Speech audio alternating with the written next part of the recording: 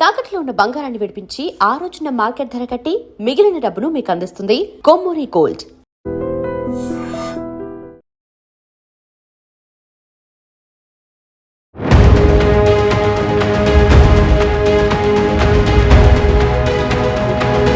నమస్కారం, welcome to iDream media. నేను మీ సంగీత. చైనాలో లవ్ ఎడ్యుకేషన్ అని చెప్పేసి అవగాహన సదస్సులను ఏర్పాటు చేయడం అనేది జరుగుతుంది.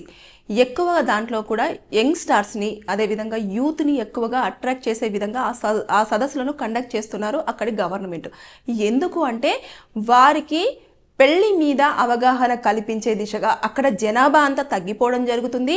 మ్యారేజ్ అంటే అక్కడ ఉన్న వాళ్ళు ఎవరు కూడా ఆసక్తి అనేది చూపించట్లేదు. ఇంకా పిల్లల విషయానికి వస్తే మాత్రము నో అనే మాటనే వినిపిస్తుంది. కాబట్టి దానికి ఉన్న ఇంపార్టెన్స్, దానిపైన ఎలాంటి అవగాహన ఉండాలి అనే దానిపైన వీరు అలాంటి కార్యక్రమాలు చేపట్టేసి పెళ్లి చేసుకుంటే ఎలాంటి బాధ్యతలు ఉంటాయి, ఒకరినొకరు ఎలా అర్థం చేసుకోవాలి అనే దానిపైన ఇందులో చాలా వరకు చాలా క్లియర్గా మెన్షన్ చేయడం అనేది జరుగుతూ వస్తుంది. అంటే లవ్ ఎడ్యుకేషన్ అని అంటే రొమాన్స్ అనో లేకపోతే ఎలా కొన్ని రోజుల పాటు కలిసి ఉండాలి అని చెప్పేసి అనే దానిపైన ఇక్కడ నేర్పించట్లేదు.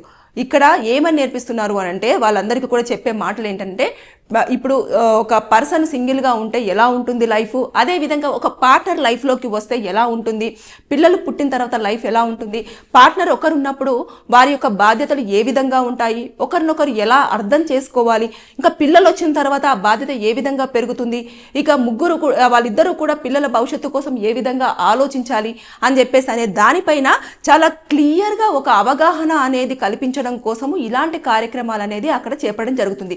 ఎందుకంటే అక్కడున్న జనాభాను పెంచుకోవడం కోసము, అంతేకాకుండా పెళ్ళి అనేది తగ్గిపోతుంది కాబట్టి దాని యొక్క రేటును పెంచుకోవడం కోసము, దాని యొక్క రేషియో పెంచుకోవాలి.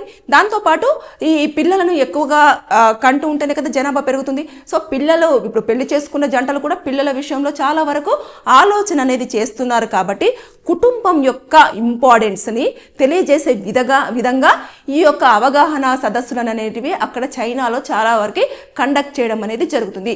దీనివల్ల ఏమవుతుంది అంటే ఎక్కువ మంది ఏం చేస్తున్నారు, ఏదో అంటే పెళ్లి చేసుకోకుండా ఒక అమ్మాయి నచ్చినా అబ్బాయి నచ్చినా వెళ్ళిపోవడము, వారితో ఎంజాయ్ చేయడం, ఇంకా మర్చిపోవడము. ఇంకా దీనికి పెళ్ళి ఎందుకు, పెళ్లి చేసుకుంటే ఇంట్లో రెస్పాన్సిబిలిటీ చూసుకోవాలి, తర్వాత అడ్జస్ట్ అవ్వాలి, తర్వాత నెక్స్ట్ మనకి ఏది ఉన్నా సరే దానికి అన్నీ కూడా కంట్రోల్ అవుతూ రావాలి అనే దానిపైన ఎక్కువ మంది యూత్ ఇంట్రెస్ట్ చూపిస్తున్నారు. పెళ్లి పైన నో చెప్పేస్తున్నారు. ఒకవేళ పెళ్లి చేసుకున్నారే ధైర్యంగా స్టెప్ తీసుకొని అనుకోండి, పెళ్లి తర్వాత వచ్చే గొడవలను తట్టుకోలేక చాలా తక్కువ టైంలోనే విడాకుల కోసం కోర్టు మెట్లు ఎక్కడం కూడా మనం చూస్తూ ఉన్నాం. కాబట్టి ఎవరికి అంటే ఇద్దరికి కూడా, ఇటు అమ్మాయిలకు కానివ్వండి ఇటు అబ్బాయిలకు కానివ్వండి, ఇండిపెండెన్సీ ఎక్కువ వచ్చేసింది.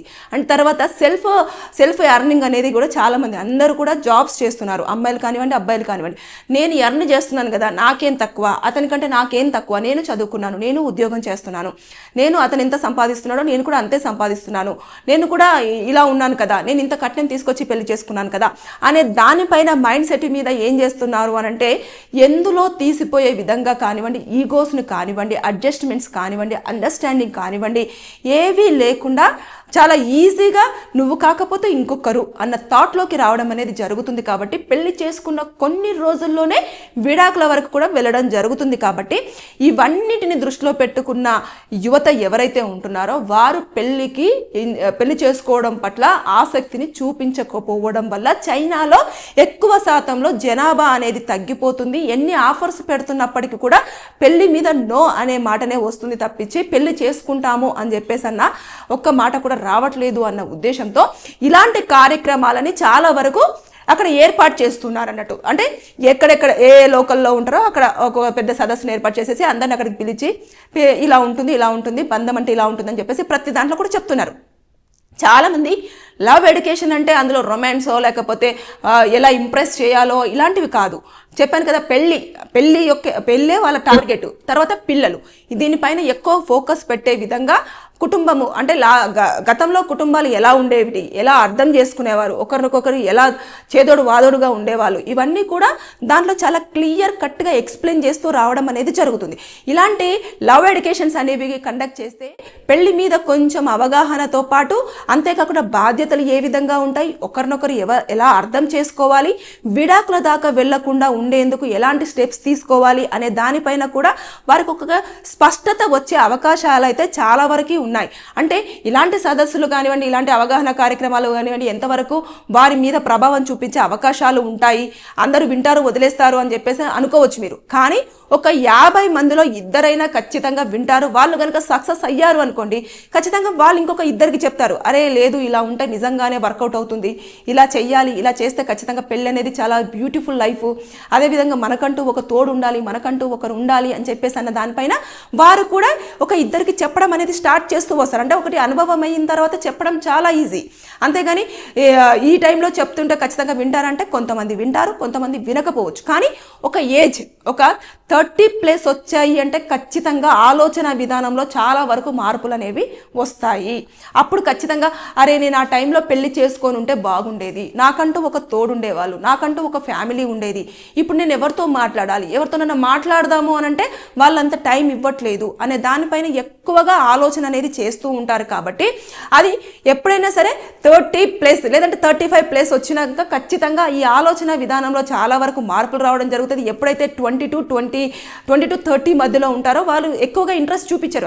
ఏముందిలే మనము సింగిల్గా హ్యాపీగా మనం సంపాదించుకుంటున్నాము, మనం బ్రతుకుతున్నాం కదా, మనల్ని ఎవరు అడుగుతారు, అసలు ఈ పెళ్ళి అనేది పెట్టేసుకుంటే మనశ్శాంతి ఉండదు అని చెప్పేసి ఇలాంటివన్నీ అనుకుంటారు ఒక స్టేజ్ వరకు. ఇంకొక స్టేజ్లోకి వచ్చిన తర్వాత ఖచ్చితంగా చెప్తారు. అదే ఇంకా 50 ఏజ్లోకి వచ్చిన తర్వాత అరే నాకు ఒక తోడు కంపల్సరీగా కావాలి అన్న మైండ్ సెట్కి వస్తారు. కానీ ఆ టైంకి అంతా అయిపోతుంది, ఎవరు కూడా తోడు ఉండడానికి ముందుకు రారు కూడా. కాబట్టి ఇలాంటివన్నీ పాయింట్స్ కూడా మెయిన్ కీ పాయింట్స్ అన్నీ కూడా ఈ యొక్క అవగాహన సదస్సులో వారు ఎక్స్ప్లెయిన్ చేయడం అనేది జరుగుతుంది. ఖచ్చితంగా అక్కడ మార్పు తీసుకురావడం కోసం అక్కడ ఉన్న గవర్నమెంట్ ఎంతవరకు చర్యలు తీసుకోవాలో అంతవరకు చర్యలు అనేవి తీసుకుంటున్నారు. కాబట్టి అక్కడ పెళ్లి యొక్క రేషను పెంచడము, పిల్లలను ఖచ్చితంగా కనాలి, ఒకరే కంపల్సరీగా దీనిపైన దృష్టి పెట్టాలి, మీకంటూ కుటుంబం అనేది ఏర్పడాలి అనే దానిపైన వారు లవ్ ఎడ్యుకేషన్ దాంట్లో చాలా వరకు మెయిన్ పాయింట్స్ అనేవి ఎక్స్ప్లెయిన్ చేస్తూ వస్తున్నారంట.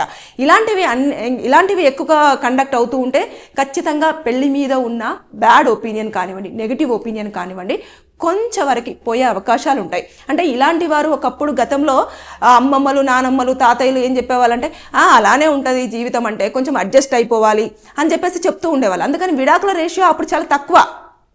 ఇప్పుడు ఏం కాదు విడిపో, నీకేం తక్కువ అని చెప్పేసి చెప్పేవాళ్ళే ఎక్కువ. కాబట్టి మనకు ఎవరైతే కొంచెం దానిపైన వివరంగా చెప్పేవాళ్ళు లేకపోవడం వల్లనే పెళ్ళి అనే దానిపైన చాలామంది నో అనే వర్డ్ని యూజ్ చేయడం అనేది జరుగుతుంది. కానీ పెళ్ళిలో ఉన్న ఇంపార్టెన్స్ ఏంటి, పెళ్ళి వల్ల మనకు లైఫ్లో ఎలాంటి లాభాలు ఉంటాయి, పెళ్ళి అంటే ఎంత మంచి బ్యూటిఫుల్ లైఫ్ అనేది కనుక ఎక్స్ప్లెయిన్ చేసినట్లయితే ఖచ్చితంగా దాని మీద ఉన్న ఒపీనియన్ చేంజ్ అవుతుంది అని చెప్పేసి అక్కడ ఎవరైతే ఈ లవ్ ఎడ్యుకేషన్ అని చెప్పేసి అవగాహన సదస్సులను ఏర్పాటు చేస్తున్నారో వారి యొక్క అభిప్రాయం ప్రకారం మరి ఎంతమందిని మారుస్తారో తెలియదు. కానీ ఇది రీసెంట్గానే స్టార్ట్ అయ్యింది. చాలా వరకు సదస్సులు ఇప్పటి వరకు ఒక మినిమం ఒక 10 నుంచి 15 సదస్సులు అయితే కండక్ట్ చేయడం జరిగింది.